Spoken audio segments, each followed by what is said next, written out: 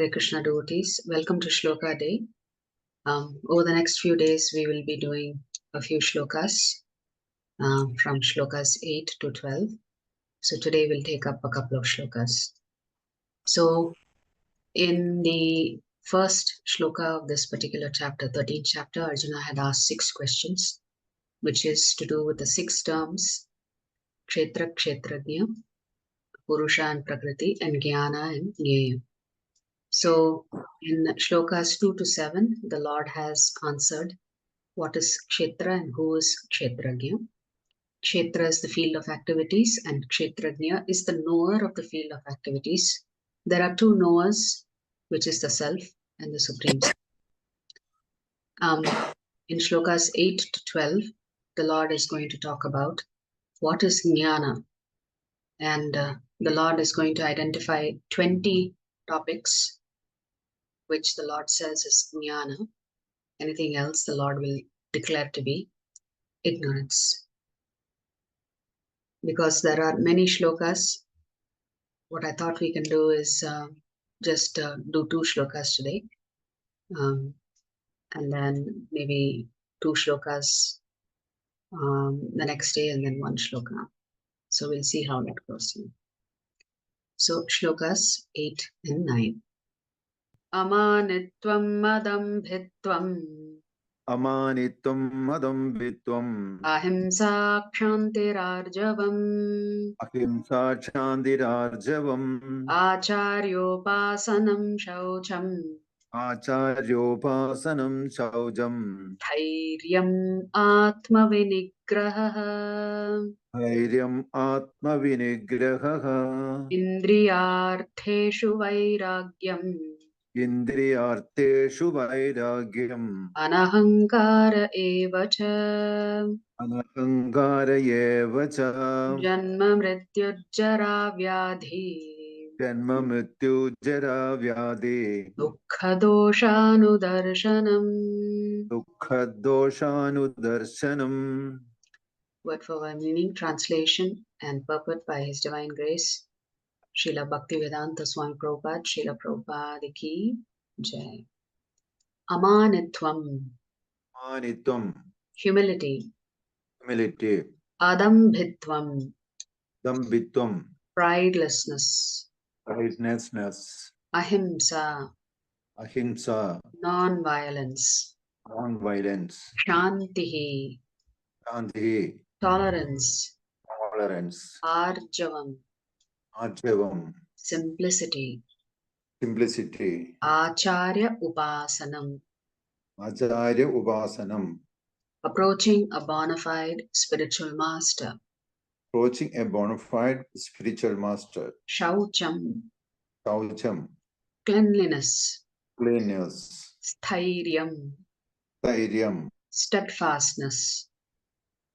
steadfastness. Atma vinigraha, Atma vinigraha, self-control. self-control. Indriyartheshu, Indriyarteshu, in the matter of the senses. in the matter of the senses. Vairagyam, Vairagyam, renunciation. renunciations. Anahankaraha, Anahankaraha, being without false egoism. being without false egoism. Eva, Eva, certainly. certainly. Cha, Cha, also. so. Janma, Janma, of birth. of birth. Mrityu, Mrityu, death. death. Jara, Jara, old age. old age. Vyadhi, Vyadhi, and disease. and disease. Dukkha, Dukkha, of the distress. of the distress. Dosha, Dosha, the fault. the fault. Anudarshanam, Andarshanam, observing. observing. So these are shlokas 8 and 9, but we'll read the entire translation. Translation: humility, Humility, pridelessness, pridelessness, non-violence, non-violence, tolerance, tolerance, simplicity, simplicity, approaching a bona fide spiritual master, approaching a bona fide spiritual master, cleanliness, steadiness, steadiness, self-control, self-control, renunciation of the objects of sense gratification, renunciation of the object of the satisfaction, absence of false ego, the perception of the evil of birth, death, old age, and disease, absence of the ego, the perception of the evil of birth, death, old age, and diseases, detachment, freedom from entanglement with children, wife, home and the rest, even-mindedness, amid pleasant and unpleasant events, constant and unalloyed devotion to me, aspiring to live in a solitary place, solitary places, detachment from the general mass of people, accepting the importance of self-realization, and philosophical search for the absolute truth. All these I declare to be knowledge. And besides this, whatever there may be, is ignorance. So Prabhupada has written a detailed purport on almost every single quality. So we'll read a couple of Prabhupada's purports related to particular qualities. So essentially, this particular set of shlokas are about the elements of knowledge, the 20 elements of knowledge. This process of knowledge is sometimes misunderstood by less intelligent men as being the interaction of the field of activity. But actually, this is the real process of knowledge. If one accepts this process, then the possibility of approaching the absolute truth exists, which means the process of knowledge is looking at these 20 qualities, imbibing these 20 qualities. This is not the interaction of the 24 elements as described before.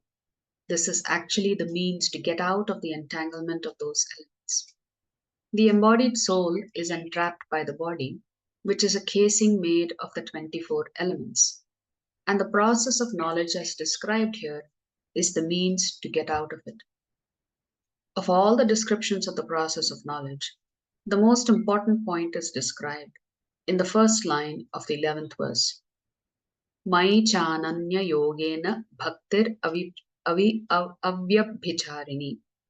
The process of knowledge terminates in unalloyed devotion service to the Lord. So if one does not approach or is not able to approach the transcendental service of the Lord, then the other 19 items are of no particular value. But if one takes to the devotional service in full Krishna consciousness, the other 19 items automatically develops within him.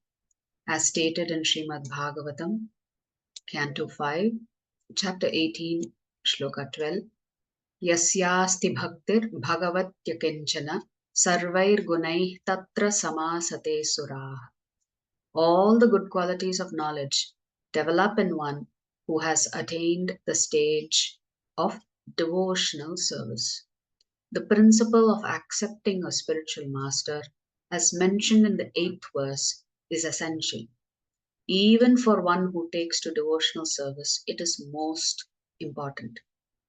Transcendental life begins when one accepts a bona fide spiritual master.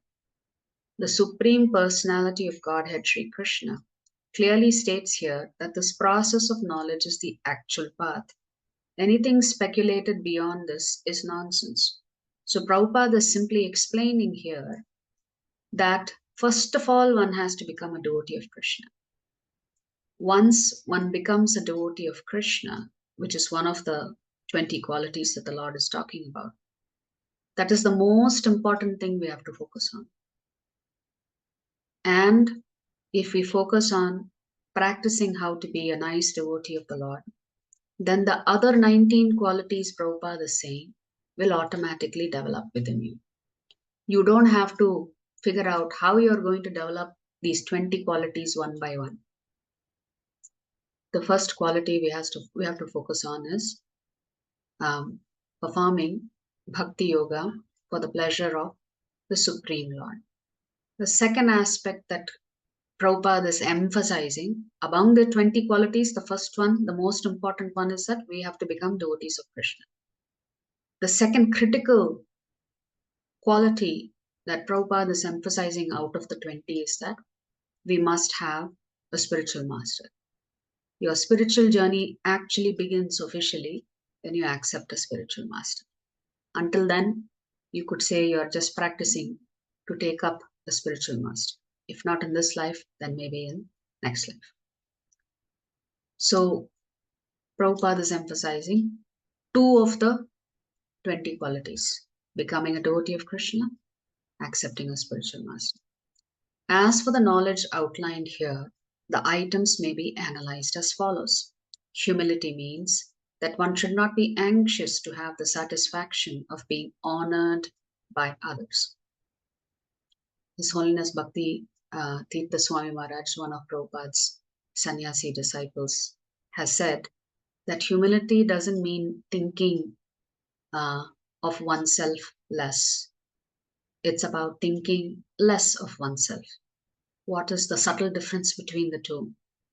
Thinking less of oneself is thinking that I'm no good, I'm not good enough, I'm lost, I am fallen, and so on and so forth. The actual process of humility is to not think of oneself at all, think of others. That is humility. And there is a very nice way in which you can look at it, where Akbar proposes, he asks a question. There are 2 parallel lines.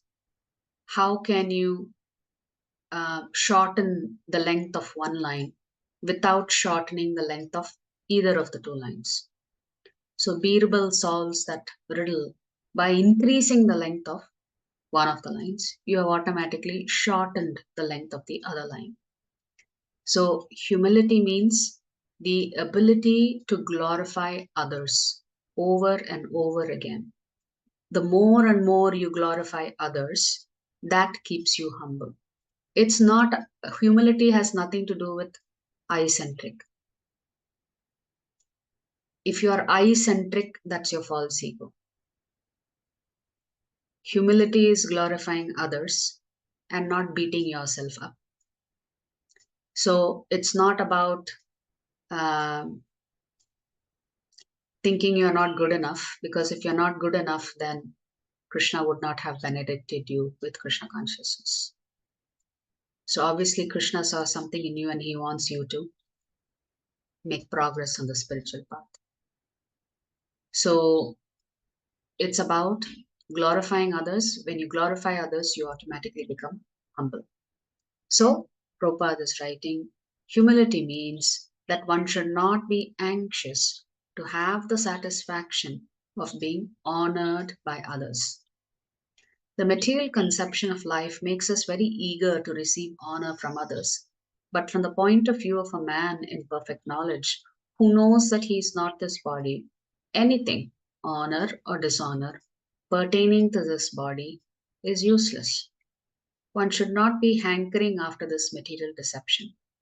People are very anxious to be famous for their religion, and consequently, sometimes it is found that without understanding the principles of religion, one enters into some group which is not actually following religious principles and then wants to advertise himself as a religious mentor.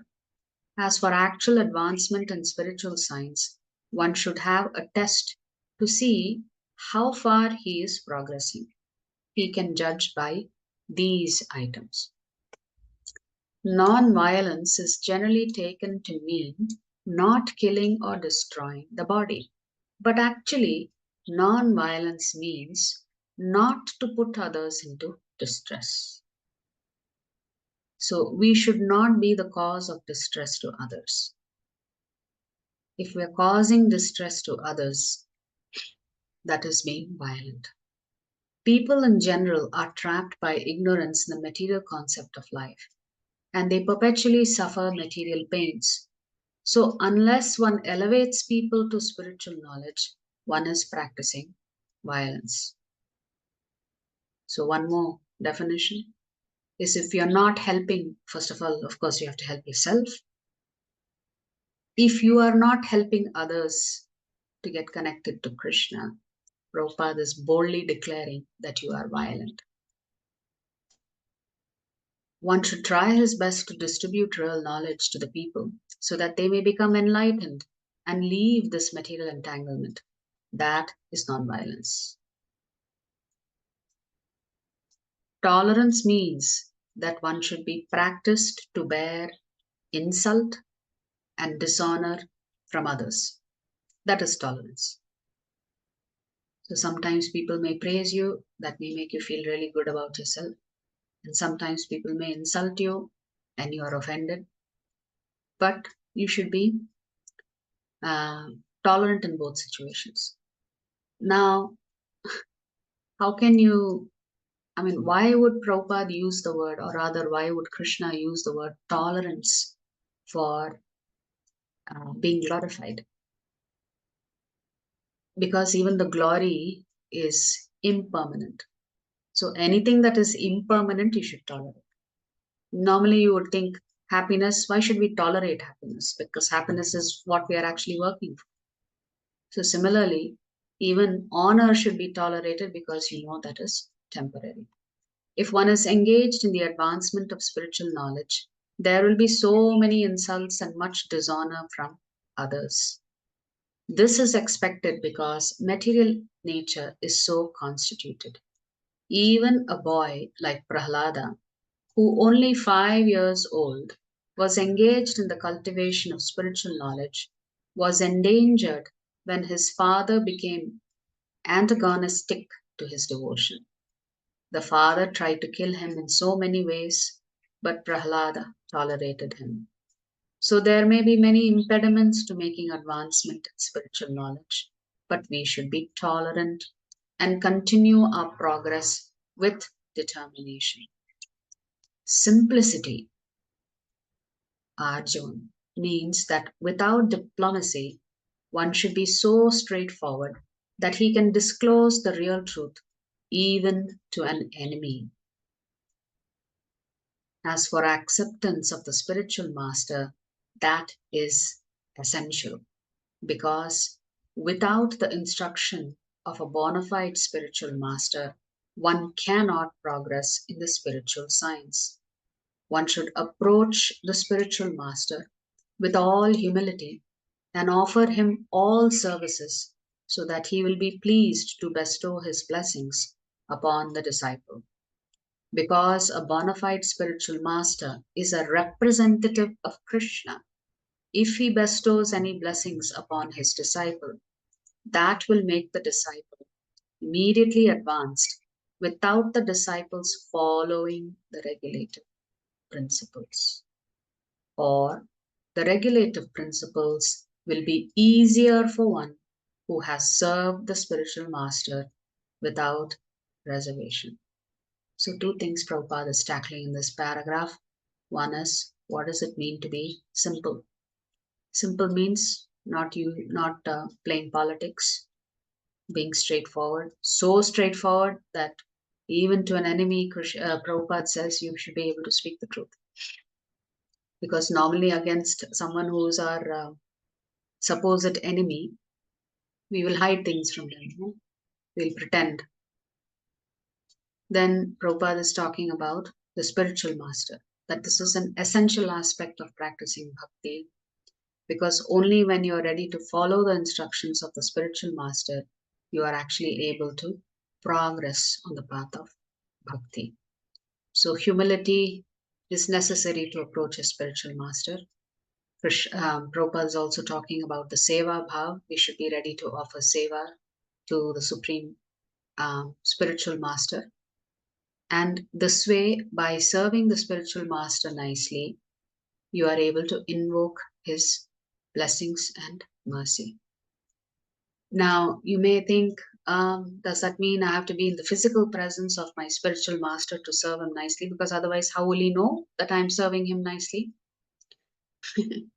Many of us will not have that opportunity to serve the spiritual master in his physical presence. Nevertheless, the spiritual master will always know whether you are sincere in your services.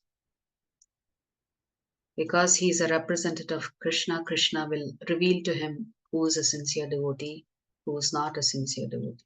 That doesn't mean the spiritual master ever rejects you. He's always very kind and merciful to the disciple. So even following the four regulative principles becomes far more easier after you have accepted a spiritual master. Because then you have a purpose in life. You want to serve your spiritual master. Cleanliness is essential for making advancement in spiritual life. There are two kinds of cleanliness, external and internal. External cleanliness means taking a bath. But for internal cleanliness, one has to think of Krishna always and chant Hare Krishna, Krishna Krishna, Hare Hare. Hare Rama, Rama Rama, Hare Hare. This process cleans the accumulated dust of past karma from the mind. Steadiness means that one should be very determined to make progress in spiritual life. Without such determination, one cannot make tangible progress. And self-control means that one should not accept anything which is detrimental to the path of spiritual progress. One should become accustomed to this and reject anything which is against the path of spiritual progress. This is real renunciation. The senses are so strong that they are always anxious to have sense gratification. One should not cater to these demands which are not necessary. The senses should only be gratified to keep the body fit so that one can discharge his duty in advancing in spiritual life. So Prabhupada is saying, one can honor prasadam, one can have adequate sleep, all of the bodily requirements that are necessary for you to pursue spiritual advancement. That much you should do, but nothing more than that. The most important and uncontrollable sense is the tongue. If one can control the tongue, then there is every possibility of controlling the other senses. The function of the tongue is to taste and to vibrate. Two things that are necessary. One is to honor prasadam, the second one is to chant the holy names. Therefore, by systematic regulation, the tongue should always be engaged in tasting the remnants of foodstuffs offered to Krishna and chanting Hare Krishna. That doesn't mean Prabhupada is saying 24/7 you constantly have prasad. That's not what Prabhupada is saying. What is necessary to keep the body fit to practice spirituality. As far as the eyes are concerned, they should not be allowed to see anything but the beautiful form of Krishna. That will control the eyes. Similarly, the ears should be engaged in hearing about Krishna and the nose in smelling the flowers offered to Krishna. This is the process of devotional service, and it is understood here that Bhagavad Gita is simply expounding the science of devotional service. Devotional service is the main and sole objective. Unintelligent commentators on the Bhagavad Gita try to divert the mind of the reader to other subjects, but there is no other subject in Bhagavad Gita than devotional service. So we've not actually covered the two shlokas completely. We will do it over the next few days until we finish up to shloka number 12. If you like our videos, please subscribe to our channel and turn on the bell notification. If you'd like to join our classes every day, please check the details in the description section of this video. We look forward to serving you.